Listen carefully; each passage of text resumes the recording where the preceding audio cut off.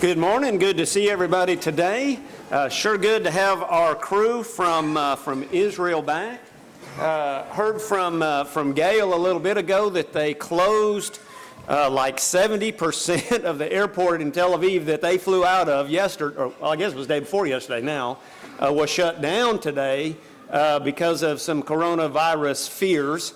That's happening a lot, so we're sure glad they got back before everything got closed down. Logan's over here pretending like he's coughing, so that's not good. For our visitors this morning, we do want to give you guys a huge welcome. We are so glad that you are with us today. I met a few of you as you walked in today. We do have lunch prepared for you, so if you're visiting or if you're here from out of town or if you don't have anyone to eat with, please plan on staying here and eating with the crew today. It'll be a good home-cooked meal, and it'll be a great time of fellowship together. You know, one of the neat things that April and I were able to do, and I know the guys that were there this past couple weeks were able to do, was to go along the Dead Sea. And along the Dead Sea, you are able to find just lines and lines of salt. In this picture behind you, you can see the salt that is just kind of washed up and being basically forming along the bank of the Dead Sea. This in my hand is one of the grains of salt. It's actually several grains, but that's a nice cluster of salt that we picked up along the Dead Sea while we were there. And I mean, it's just everywhere along there. And I think the guys picked up a bigger piece that was there, and there's some that are as big as baseballs and softballs that are along the side of this lake.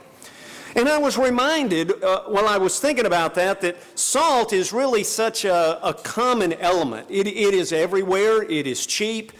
Here in the Palestine area, they could just go down the edge of the Dead Sea and scoop up some salt and take it home. So it was something that was very, very common.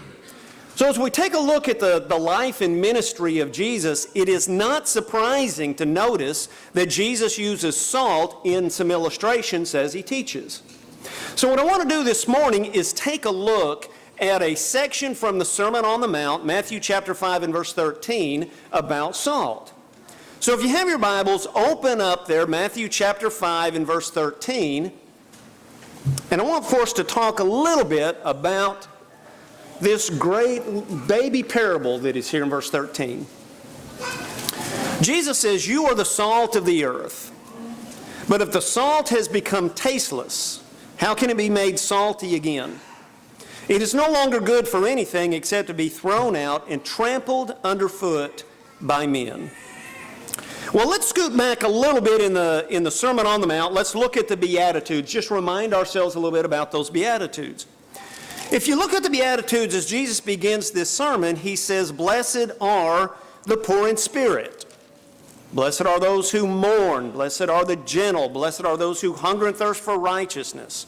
Blessed are the merciful. Blessed are the pure in heart. Blessed are the peacemakers. Blessed are those who are persecuted for the sake of righteousness." Jesus is describing not a lot of different people. This isn't describing different people with one person is gentle and one person mourns and one person's merciful. This is describing us as members of the kingdom. So all of this description here is a description of who we should be as God's people. It's the Beatitudes. Be this way. Be gentle. I want you to mourn. I want you to be merciful. I want you to be pure in heart. So it's a be thing. Here is where I want you to go. But when we get to verse 13, something changes here. Because Jesus is no longer saying, "I want you to be some way." Jesus says, "You are some way." And what he says in verse 13 is, "You are the salt of the earth." Not that we ought to be salt. Not that we're going to be salt. Not that you should want to be salt. Jesus says, "You are the salt." Now, brothers and sisters, if you have been baptized into Christ and you remember the New Testament church and you're part of the kingdom, you are salt. Okay? Now, there are two different kinds of salt. We notice that in verse 13. There is what we might call salty salt. Salt that is useful, And then there is salt that is not so salty, and that is non-useful salt. So we throw it out. Either way, we're salt. We're either salty salt or not. Now there's another word, and by the way, this jumps out in the Greek here, because the Greek doesn't always do this. But in Matthew chapter 5, verse 13, there is the definite article before the word salt. Well, what's so big about that? Layne, we use the all the time. Well, here's what's significant about the being in front of salt, is that, you know what? There is not plan B. There is not a plan B. There is not a spare salt shaker in the cupboard, brothers and sisters. We are it. We are the salt, period. God does not have an alternate plan. Either we are going to be salty salt, and we're going to get out in the environment, we're going to get out in the culture, we're going to get out in the community and be salt, or we're going to get thrown out and trampled by men. Period. There is not plan B. We are the salt. The other thing that we need to learn about salt and remember about salt is that salt is absolutely crucial. It is an essential element for our lives. Human lives. We got to have salt or we will die. Now, I realize most of us in here get way too much salt. Some of us are on low salt, but you can't be on a no salt diet. Your body must have it in order to survive in some form. So we need to understand that us being the salt should really ring a bell in our minds about us being part of the world. Because without salt, our world will perish. And we are the salt, plan A, that God has designed. Now, as we think about us being the salt, we think about God commissioning us to be salt. This says a couple things to us. I want to share with you 3 ideas this morning that this shares with us about how God views us as salt. First of all, God has confidence in us and views us as valuable to Him. God has confidence. If there is no plan B, if we are it, does that not communicate confidence to us? Well, sure it does. And we should take that seriously. God has great confidence that I will be salty salt for Him. And because of that, we are then valuable. I want to remind us of 3 ways that we are valuable to God. These we are familiar with, but I just want to remind us of these. First of all, we are valuable to Him because salt flavors that which is tasteless. And I want for you to think about the world without a Christian in it. Would not the world just be a worthless, tasteless place? It would be a place for a short time existence and then death. It'd be useless. It would be tasteless. It'd be a horrible place to be. But because we are valuable to God and we are salt, we should flavor the world in which we live. There's an interesting story, kind of a parable that I've heard. A lot of different renditions of this, but here's the one that I kind of like. There's a story about a king that had 3 daughters. And it was the king's birthday, and the girls were going to bring him gifts. So the first daughter brought him a bar of silver, and she wraps it all up. She brings it to the king. He unwraps it. Says, "Oh, honey, that's beautiful." And she says to the king, to her dad, she says, "Dad, I love you more than silver." Well, the second daughter comes and brings him a bar of gold. He unwraps it, looks at it, "Oh, that's beautiful." And the second daughter says, "Dad, I love you more than gold. I love you more than gold." Well, the third daughter, and by the way, the third daughter is always the favorite. She's the youngest, favorite daughter. She comes to Dad, brings him a box. He opens it up and pours it out in his hand, and you know what was in that third box? Salt. And she said, "Dad, I love you more than salt." And of course, in his mind, he gets mad. He throws the salt on the ground, and he goes, "Salt is so common. I thought you would bring me something better than silver, better than gold, and you bring me this common element like this." She runs to her bedroom crying. He goes to dinner. The chef, of course, going to cook him a birthday dinner, and he's sitting there, and he's looking forward to this, been looking forward to it all day. He takes one bite of that dinner and just spits it out and calls the chef in and says, "Get in here. This is my birthday dinner. This is the worst meal I've ever had in my life. What is going on?" And the chef looks at him and says, "Sir, I thought you should realize how crummy life is without salt." Boy, did that not ring a bell in his mind? Did he not realize what a great gift his daughter had given him and what a great statement his daughter had made? You see, his daughter had said, "Dad, you are worth everything to me. You make my life worth living. You flavor us up. You make life worth living." You know, that's what we do to our world, brothers and sisters. We flavor it up. We make life worth living for them. Because life without God, life without Christ, life without the blood of Christ is not life at all. It is not worth living and surviving. If that's it, we're done. We need to be salt and flavor up life. And you know what, brothers and sisters, that's what we should do, unless what? Unless salt loses its saltiness. And then what? Well, we're just like the world without salt. We are good for nothing except to be thrown out and trampled by men. We are valuable to God because we give life flavor. We give flavor to our world. Second reason that we are valuable to God is because we create thirst. You know, we have a saying, you can lead a horse to water, but you can't make him drink. And I've used that a time or two. You know, you go out, we've done this, I've made this similar statement like this when we've been out knocking doors. So you knock doors and knock doors and knock doors all day, and you get doors slammed in your face, and you get people that just say, laugh at you, and just go away. You get people that won't open the door for you. And you get to the end of the day, and you're back together as a group, and somebody will almost always say, well, you can lead a horse to water, but you can't make him drink. And it seems like we take comfort in that. But there really ought to be a third phrase on there. We can lead a horse to water, we can't make him drink, but we can feed him some salt. And I guarantee you, you put some salt in your hand and you put it in front of a horse, and they will lick it off your hand every time. Every time. They love that salt. And then what? That horse is going to get thirsty. Now, do you see the point here? That's our job. Our job is not to force feed people anything. That's not our job. Our job is to make them thirsty so that they come, and what are they coming to? The living water. That's what they need to thirst for. Not thirst for me as an individual. Thirst for the living water. And brothers and sisters, that is why we are valuable to the kingdom, because we create thirst. Again, we can't force drink them. But boy, we can make them thirsty. We can feed them some salt.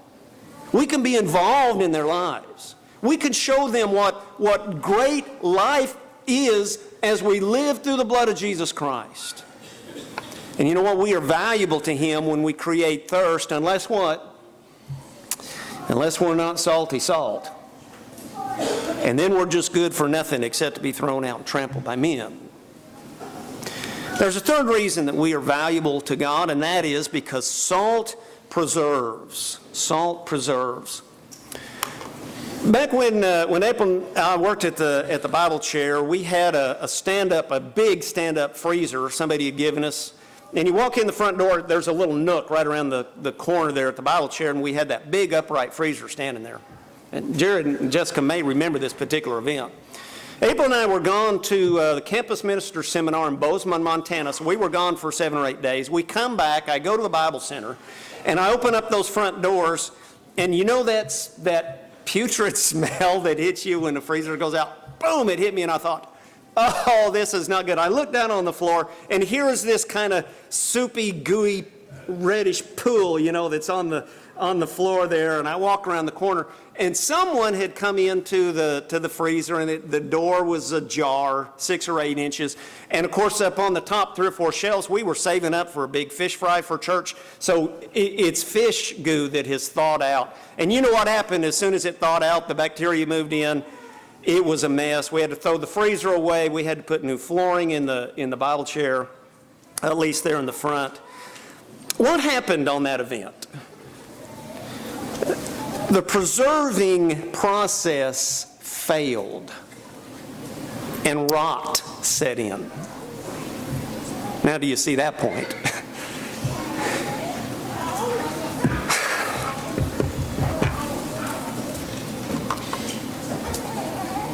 We need to make sure that we are preservers of life. That's our job. Our job is to make sure that life is worth living. Rot and decay set in unless that which preserves is present. And that's our job. That's who we are. We are preservers of life. You know, salt preserves because of two things. One, it kills the bacteria. So you catch a fish, you clean it up, and you can pack it in salt, and it'll be good. It'll keep for several days. Matter of fact, in the first century, when the apostles would catch fish, they didn't have an ice chest to put them in. They didn't have a freezer. They had salt. So they'd clean them up, and they would pack them in salt. So they understood this principle right here that we're talking about. But that salt will get in, and literally the bacteria will absorb that salt, and it just dries them out. It just kills them. And then the second thing that salt does, salt then protects the meat from additional bacteria getting in there. The bacteria can't get there because it's got a layer of protection around it. If you take a fish and clean it up and salt it and dry it, you can leave it on a shelf for 8 to 10 months. Paul maybe has done this while they've been out. I don't know. I've never done this. But it's all over, and you know, as someone who likes to hunt and fish, I'm always looking for different ways to do meat. My grandmother used to do that. She used to have salt pork, and it would just hang up in the closet because it was salted down. It kills the bacteria, and it protects. Brothers and sisters, we need to be that way. We need to be that which perseveres, which kills the bad stuff. That's us attacking Satan in the lives of people through his blood. And then we need to be that preserving agent that makes sure that Satan does not come back and re-attack. You know, that's true. We are preserving agents unless we are not the salty salt. Good for nothing unless we are that salt, and we will be thrown out and trampled underfoot by men. Well, brothers and sisters, we are extremely valuable to Christ. We are plan A, and there is no plan B. And because of that, that means that we are also very useful to Him. Brothers and sisters, we must be used. Salt, if it stays in the salt shaker, is good for nothing. It may be salty salt, but if it stays in the salt shaker, it's still useless. Salt needs to be used, and we are useful to the kingdom. And the third point I want to make is this: God has commissioned us to be salt. If we stay in the salt shaker, that's it. Nothing's going to happen. No one will get thirsty. No one will be preserved. We will just be as if we've been thrown out and trampled. We take a look at the life of Jesus. Where do we see Jesus? Do we see Jesus just always staying in the temple with people that are supposed to be good? Is that where we find Him? Or do we find Him out and about? Do we find Him, matter of fact, wasn't He ridiculed and wasn't He kind of made fun of because He was eating with the tax collectors and the sinners? What was He doing? He was salt, wasn't He? He was out trying to create thirst for the kingdom. He was out trying to preserve them for the future. And brothers and sisters, that needs to be us. We need to be the salt that God expects us to be. And we need to be salty salt, not worthless salt. Not the salt that is thrown out and trampled underfoot by men. Brothers and sisters, we cannot stay in the salt shaker. Let's make it a point and a plan to get out and be involved in the world in whatever way we can. You know, when we first moved here, Dale and I got acquainted, and we got to be pretty good friends. And one of the first things that Dale did was get me involved in Lions Club. And I don't know, I think I've thanked him for that before, but I'm going to thank him again today, because that was one of the neatest things that happened to me when I moved to Durant, was getting to know townsfolks. And some of the folks that were in Lions Club, they're probably still in Lions Club, are still friends of mine. I still see them on the street. And some of them I still go hunting and fishing with because of a friendship that was developed through a community local club, the Lions Club, but yet we were able to use that to be salt to the world. And brothers and sisters, that's what we need, that's what we're called to do. We are called to get out and be salt. Well, as you take a look at your life this morning, how salty are you? Are you creating thirst in the lives of people? Are you helping preserve them for the future, for the coming of our Lord one day? Will they be ready because you're ready and you have been the salt that helped preserve them?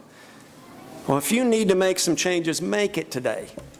And maybe just while you're sitting there this morning, you can just make a decision. I need to be saltier salt. And make that decision. We are salt. And we're either salty salt or we're thrown out and trampled by men. Which one are you? If you need to make a change, do that today while we stand and sing.